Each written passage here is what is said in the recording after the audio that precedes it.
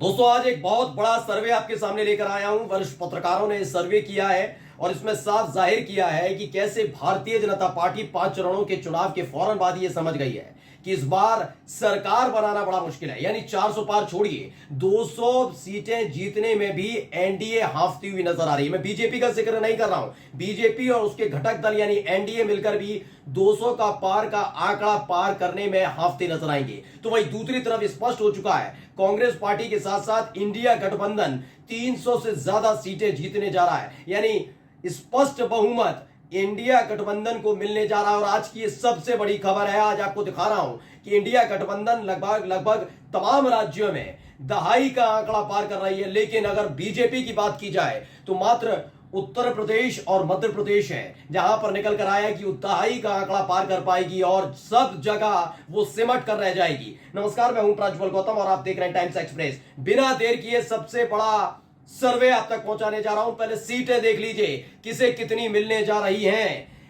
NDA गठबंधन को 204 सीटें मिलने का अनुमान है। ये सीटें और गिर सकती हैं। अभी छठा और सातवां चरण रह गया, तो 2 चरणों के बाद और हालात बिगड़ सकते हैं। तो वही दूसरी तरफ जो हालिया है यानी 5 चरण के चुनाव के बाद आसार लगाए जा रहे हैं, उसमें बताया जा रहा है कि तकरीबन 307 सीटें, जी 307 सीटें इंडिया गठबंधन जीतने जा रहा है। अब सिलसिलेवार तरीके से समझ लीजिए कहां बीजेपी को फायदा, एनडीए को फायदा, कहां हो रहा है इंडिया गठबंधन को फायदा, कौन कौन से राज्य हैं जहां आज भी बीजेपी थोड़ा बहुत अपनी साख बचा पा रही है, और कौन से ऐसे राज्य हैं जहां पर इंडिया गठबंधन ने एनडीए को पूरी तरह से आउट कर दिया है। एक एक करके देखिएगा राज्य। सबसे पहले मैं जिक्र कर रहा हूं सियासी तौर पर महत्वपूर्ण उत्तर प्रदेश का। यह पहला राज्य है जिस राज्य में दहाई का आंकड़ा पार करेगी। देखिए क्या है, उत्तर प्रदेश में 80 सीटें, 32 सीटें इंडिया गठबंधन जीतने जा रही है। अभी भी बता दूं ये फाइनल आंकड़ा नहीं है। फाइनल आंकड़ा 2 चरणों के चुनाव के बाद आपका अपना चैनल टाइम्स एक्सप्रेस सबसे पहले लाएगा। और देखिए अभी क्या है, 32 सीटों पर इंडिया गठबंधन जीतने जा रहा है। एनडीए यहां पर ज्यादा है, 48 सीटों पर जीतने के आसार है कि 48 सीटें एनडीए के खाते में जा सकती हैं। लेकिन फिर भी जहां एक तरफ सोचिए 64 से ज्यादा सीटें एनडीए गठबंधन के खाते में 2019 में गई हो, और वहीं पर ऐसे हालात पैदा किए गए कि भाई अब मतलब समझ लीजिए 32 सीटें इंडिया गठबंधन की। अब देखिए महाराष्ट्र का जिक्र कर लेता हूं। महाराष्ट्र में 48 सीटें हैं, 38 सीटें इंडिया गठबंधन जीतने जा रहा है और 10 सीटों पर सिमट कर एनडीए रह जाएगी। पश्चिम बंगाल को देखिए 42 सीटें हैं। सिलसिलेवार तरीके से उन राज्यों की सीटों को मैं पहले बता रहा हूं जो बड़ी हैं, यानी 80 सीटें उत्तर प्रदेश की, 48 सीटें महाराष्ट्र की, 42 सीटें पश्चिम बंगाल की। उस हिसाब से पश्चिम बंगाल में 42 सीटें हैं, 32 सीटें इंडिया गठबंधन जीतने जा रहा है, वहीं 10 सीटों पर सिमट कर रह जाएगी एनडीए। बिहार में 40 सीटें, 25 सीटें इंडिया गठबंधन जीतने जा रहा है, 15 सीटें एनडीए गठबंधन के खाते में आएंगी, एनडीए खाते में आएगी। तमिलनाडु को देखिए 39 सीटें हैं, वहां पर 39 की 39 इंडिया गठबंधन जीतने जा रहा है। तमिलनाडु में वैसे भी बीजेपी का कोई आधार नहीं है और एक इकलौता इनका साथी बना था एआईएडीएमके, उसने भी लात मारकर बीजेपी को अपने गठबंधन से बाहर कर दिया।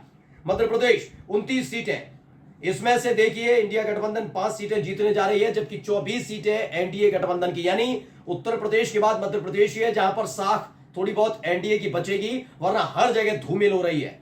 आइए कर्नाटक 28 सीटें, 22 सीटें इंडिया गठबंधन जीत रही है और 6 सीटें एनडीए गठबंधन। और कर्नाटक का जिक्र मैं बार बार क्यों करता हूं, प्रज्वल रेवन्ना, जी हां मेरा ही नाम राशि है लेकिन मैं वैसा नहीं हूं भाइयों। प्रज्वल रेवन्ना जो हासन सीट से एनडीए का प्रत्याशी, एचडी देवेगौड़ा का पोता, उसके लिए जाते हैं मोदी जी। कहते हैं अगर प्रज्वल रेवन्ना को वोट देंगे तो मोदी जी मजबूत होंगे, और उसके बाद निकल कर आता है अश्लील वीडियोस उसकी। और यही नहीं, ये बात पता लगती है कि बीजेपी के तमाम नेताओं को पता थी कि प्रज्वल रेवन्ना की ये वीडियोस हैं, उसके बावजूद न केवल टाई अप किया गया बल्कि प्रचार भी किया गया और इसने ही धूमिल कर दी बीजेपी की छवि।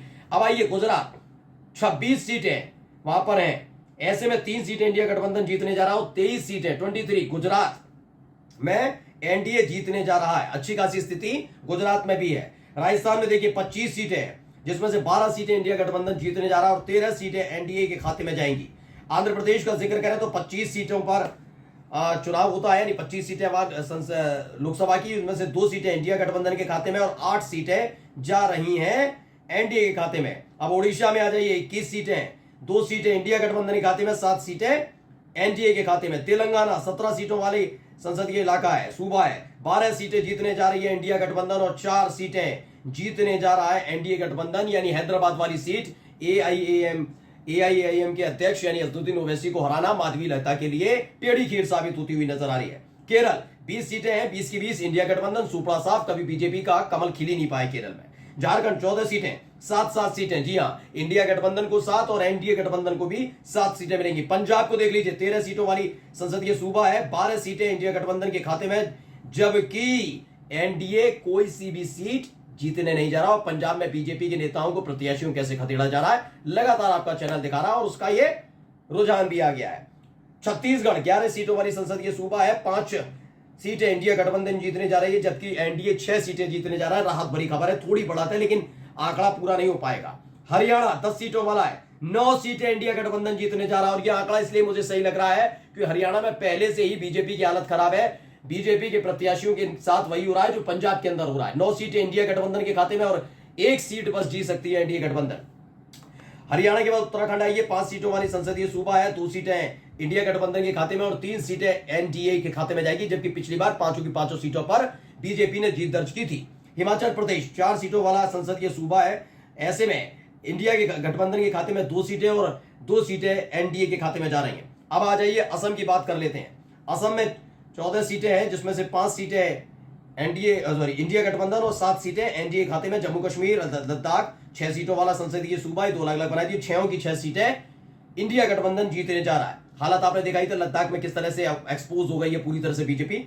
दिल्ली में आ जाइए, 7 सीटें, 5 सीटें जीत रही है इंडिया गठबंधन और 2 सीटों पर बीजेपी जीत सकती है एनडीए गठबंधन। गोवा 2 सीटों वाला है, 1 सीटें, 1 सीट इंडिया, 1 सीट एनडीए गठबंधन। त्रिपुरा 2 सीटें, दोनों की दोनों सीटें एनडीए के खाते में जा रही है, इंडिया गठबंधन का खाता नहीं खुल रहा है। त्रिपुरा में बीजेपी की सरकार है। मेघालय 2 सीटों वाला है, 1 सीटें दोनों को जा रही है, इंडिया गठबंधन भी और एनडीए गठबंधन भी। आगे आइए जल्दी जल्दी, अरुणाचल प्रदेश 2 सीटें, दोनों की दोनों सीटें जा रही हैं एनडीए के खाते में। मिजोरम 1 सीट जो आ रही है वो इंडिया गठबंधन के खाते में। नागालैंड में भी 1 सीट है और वो जा रही है एनडीए के खाते में। मणिपुर में 2 सीटें, दोनों की दोनों सीटें इंडिया गठबंधन के खाते में। मणिपुर के हालात को देखते हुए बीजेपी को पूरी तरह से नकार दिया गया। अब आइए सिक्किम पर 1 सीट है और ऐसे ही पुडुचेरी की बात करें तो 1 सीट है, 1 सीट इंडिया गठबंधन के खाते में। चंडीगढ़ में भी यही है, 1 सीट। दादरा नगर हवेली, वहां पर भी इंडिया गठबंधन। दमन एंड दीव 1 सीट, वो भी इंडिया गठबंधन के खाते में। और ये तमाम चीजों को देखते हुए जो आंकड़ा निकलकर सामने आया है वो ये कि 307 सीटें, जी हां 307 सीटें जीतने जा रहा है इंडिया गठबंधन, जबकि 204 सीटें पर सिमट कर रह जाएगा एनडीए। यानी बहुमत 272 का जो जादुई आंकड़ा है वो आसानी से इंडिया गठबंधन 5 चरणों के चुनाव के बाद पार करता हुआ नजर आ रहा है। लेकिन अभी 2 चरण के चुनाव बचे हैं। हालत यह भी हो सकती है कि ये जो आंकड़ा है यानी कि एनडीए को जो 204 सीटें मिलती दिख रही हैं वो घटकर 150 या 100 सीटों तक भी हो सकता है। नमस्कार।